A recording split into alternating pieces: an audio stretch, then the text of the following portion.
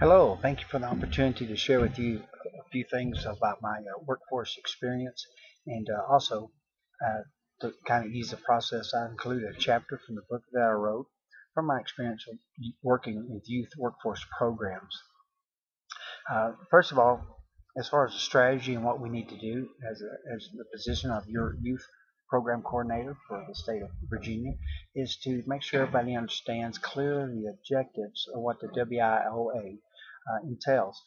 Oftentimes people just don't know or they forget. And there's those key major objectives that must be accomplished with this federal program. Making sure everyone understands that there's not optional type of things or feel like it, you need to do this. What we need is to understand what the objectives are. The second thing that we need to do is to evaluate where our programs across the state are at. A lot of there's a lot of great things that are happening in your programs, I'm sure, and there's some things that could be worked on. I think someone mentioned that we got to get the ball rolling again on our youth workforce programs, and whether it's not it's not a purposeful type of a decaying type of situation. It's just that we haven't paid attention to see what is working in our program and what needs to be fixed in our program. And so we look at the objectives and then we evaluate where we at. Now, where we're at and where we need to be in our programs, there's a big gap there, and I understand that. It's always a challenge. There's five critical areas that I look at in youth workforce programs. And the first of all is our program design. A lot of our programs are designed just to keep the people in there and to keep them dependent upon the system. I'm not one of those type of guys. I believe in providing the resources, the structure, and the encouragement, and the case management they need, getting all the partners together and launching them. You'll see that illustration on your sheet that I gave you. It's called the launching or the self-sufficiency model. Not that some kid's going to come into our program and after 18 months be making $30,000 or $40,000.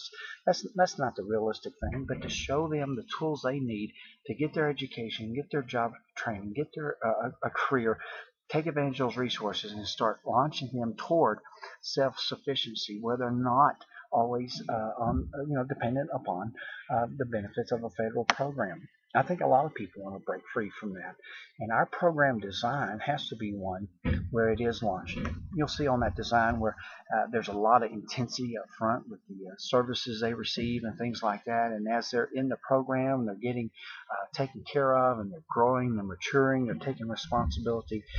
A lot of the interactivity that they had at first is decreasing as they take more responsibility for their situation. And then finally, there's an end date. Here's what we can do in a month, not a month, but 12 months, 18 months, or 2 years for an individual. I think not having a cutoff date or a goal. I think that's why a lot of programs just keep recycling the same kids in the program and nothing needs to change. The sense of urgency is important in our program design. So take a look at that program, and it is a self-sufficiency impact. I call it all my materials called impact. It's critical to show them here's what we can do for you, and here's where you can expect to be in a few months by your active participation in the program. And our goal is to launch you toward that education or career or workforce position that you want. So the first area we look at is our program design. The second area we have to look at is our personnel. I'm sure you got some great people who work with you there in the state of Virginia workforce. What I find a lot of times is when there's got to be changes made, personnel sometimes is one of those issues that is sensitive. But we got to find folks who are excited about the opportunity we have, and will be held accountable and responsible for what they say they're supposed to do. That they'll do what they're supposed to do. So we look at our personnel, and then thirdly we look at our participants. A lot of programs will just enroll somebody who's broke breathing, be there once and they're broke. Well, that's not a great recruiting strategy. I believe in letting folks know here's what we're all about. Here's what's going to cost you. Are you in? Are you out? Because I know there are youth in Virginia who need what we offer. The fourth area we look at is the partnerships. Partnerships is a loose word for a lot of organizations. Partnership can be just an MOU that you have that's sitting in a file. I'm talking about community partners, colleges, churches, DH, Department of Human Services, and all those different people, your drug intervention, at-risk programs. Everybody's working together. They see where they fit in the program, and they're on board with you. They're your biggest recruiters and referrals, and you communicate to them and things like that.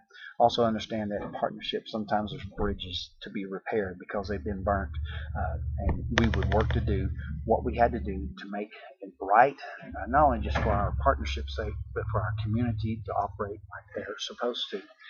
And the fifth area that we look at is passion. You can't do this job without passion. Working in the people industries is one of the biggest burnout industries that there is, working with at-risk youth. And I like keeping the fire alive in people. I like doing what I can to be an encourager. Whatever it takes to get our staff motivated, or get our youth motivated to be excited that there is a solution to the situation that youth find them in. And the WIOA, for a lot of youth, will be a key critical point in them fulfilling and pursuing better lives.